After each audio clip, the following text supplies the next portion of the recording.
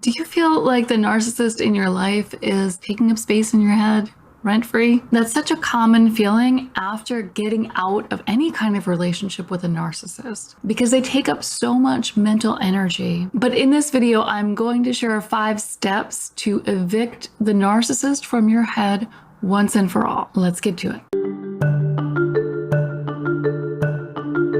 Welcome to the Common Ego community. My name is Christina, and on this channel we talk about narcissism, emotional abuse, and self-development.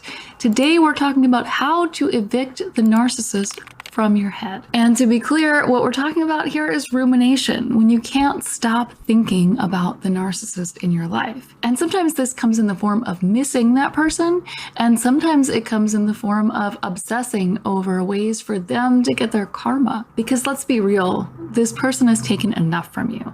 Whether you're in the place where you were recently discarded and trying to figure out why and what happened. In this place, this is when your head is absolutely spinning and rumination is running rampant because your brain is trying to make sense of something that does not make sense. Another way that a narcissist takes up space in your head after a relationship is as you start thinking through all the ways that you can explain that they've done wrong. They have clearly done wrong to you, and that their behavior is not loving behavior. That maybe they have a thing or two to apologize for. And these are all things that you have tried to explain over and over and over again in your life, but the narcissist would never acknowledge it, and they act like they don't understand. But here's the thing, with a narcissist, if you're dealing with a narcissist, either they absolutely know how they wronged you and they're just not going to give you the satisfaction of admitting it, or they know they've wronged you, but they think they're justified for it. And this one is a lot more common. So they're never going to give you that apology that you're looking for. From their perspective, you deserved it. And when you're dealing with a narcissist, this is never the case. A narcissist is someone who severely lacks empathy, and they are purely only out for themselves. So the things that they're going to do in a relationship aren't things that anyone deserves. So if you're thinking that you deserved the treatment, if you're buying into that, I want to tell you that you did not. You did not deserve to be cheated on. You did not deserve to be lied to. And if you were discarded in a brutal way, you didn't deserve that either. The narcissist may also be taking up space in your head as you think of ways to explain to everyone else what you've been through. You can have countless imaginary conversations and scenarios going through your head where you finally get everyone else to understand who this person really is and what they've done. But I can tell you from experience, these conversations don't go anywhere good. What's happening when you're thinking about these things, even though it feels productive, what's really happening is that you are reliving that trauma. You're reliving all of the things that you're thinking about in your head. And even if you've cut the narcissist out of your life, or even if they've cut you out of their life, you're not physically around this person anymore, but they're still taking up space in your head, and they're still hurting you. And the biggest problem with rumination is that there's a snowball effect. So when you start with one thought and you follow it, another one comes in and it gets bigger and bigger. And by the time you're done, you feel so terrible. It's as if this wound is fresh. And when you really want to heal and you want to start feeling better, it's important that you don't keep opening the wound. Now, this isn't to say that you should stuff down all your feelings and never talk about what happened or never think about it, but there's a time and a place. So if you feel like you need some help, definitely reach out for help. Try to find a therapist who specializes in narcissism or emotional abuse, and they can help you truly make progress in working through those painful emotions. In the meantime, evict that narcissist from your head. So I've put together 5 steps to help you make this happen. And the first step is to think of your thoughts, think of the rumination that's going on there, this space that this narcissist is taking up in your head, that precious space. Think of it as energy. So this energy, whenever you're thinking about the narcissist in your life, what color would you say it was? Is it white? Is it light and airy? Or is it like a black storm cloud. It's probably the latter, right? This is dark, dense, negative energy. So you have this dark, dense energy, right? And then the more you ruminate, the more you're feeding it and the more it will grow. And the easier it will be to ruminate again and again. So it takes work to stop, but it is worth it. I promise you it is worth it. So the second step is to attempt to interrupt those thoughts when they come in. Now, you can't always control when the thoughts come in. When you first wake up in the morning, when your mind is idle, that's when these thoughts kind of just seep on in. And you can't control that. But when you recognize that they have, try to interrupt them, because like I said, it's like a snowball. Those thoughts are going to increase and they're going to get bigger, and you're going to keep feeding that dense, dark energy. And the things that really work to interrupt those thoughts are things that can help get you into that flow state.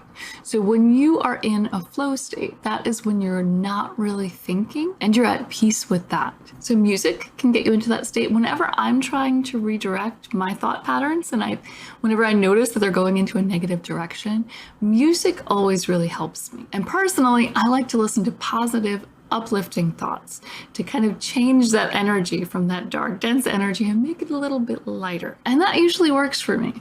It doesn't work for everyone. So like I said, do what works for you. Whatever you do, don't listen to songs that remind you of the other person. And there are all sorts of things that you can do. You can, draw, you can color, you can sing or dance. But the important part here is that when you recognize these thoughts and you're interrupting them, don't judge yourself. Don't beat yourself up for having them. It's a natural part of this recovery process, and it's going to happen. So try to treat yourself with compassion and just acknowledge that you're not going to follow that thought. And even if this feels like an uphill battle, try to brainstorm at this point. Try to think of things that might get you out of that rumination, that might evict that narcissist from your head. The next tip I have for you is to have a plan. So take into consideration what's going to work for you or what could potentially be most effective at evicting that narcissist, and have it ready. These should be things that you can do at any time. So if you're at work and you're ruminating, or if you're at home, you have a plan for something that you can do. There may be different things that you do at home. Maybe you start dancing at home. You're not going to do that at work. It might even help to write these things out so that you know exactly what to do and you don't have to waste time thinking about it. It's going to be automatic. The third tip is extremely powerful, and it sounds simple, and it is simple, but it's so powerful. And that is to write down your rumination. So when you have something moving around in your head, you've got these thoughts rattling around in your head, the mind likes to hold on to things that it's afraid to lose. But when you write things down, you know you're not going to lose them. So the mind will have an easier time releasing them because it knows that you can always go back to it later. So writing it down can really help get it out from your head and onto paper. And now let's go back to number one. Think of it all in terms of energy. So you're taking that energy from here and you're putting it onto a piece of paper. And so the last tip I have for you is to decide what to do with that piece of paper. And this is kind of a symbolic decision because that paper, remember, represents the energy. It represents that dark, dense energy. And from here, you have three choices. One, you can carry that paper with you wherever you go. And this will be a physical representation of actually what's going on when you're ruminating. You're carrying those thoughts and you're carrying the negative energy that the narcissist has left behind. So think of this paper as something negative. Do you want to carry it with you? Because that is a choice. It's your choice to make, and you absolutely can if you feel like you're not ready to let go of it yet. It's not a choice that I would really recommend making, but we're all in control of our own lives. So this is your control and this is your choice. Number two, put that note, put that letter in a file that maybe you could revisit later. So you acknowledge that you don't want this anymore. This is negative energy. You don't want to carry it around with you. But at the same time, maybe it makes you feel connected, connected to the pain of what happened, connected to the narcissist that was in your life. Maybe it just feels too difficult to let it go. So the second choice is to just put it in a file, and you can pull it out whenever you'd like. And I think it's important to acknowledge that with this choice, you're in control of this. You're in control of when those thoughts come into your mind. And when you refile that paper symbolically, it is a narcissist-free zone. And the third choice you have to make, and my personal favorite, is to destroy that paper in a dramatic fashion. So you might want to burn it.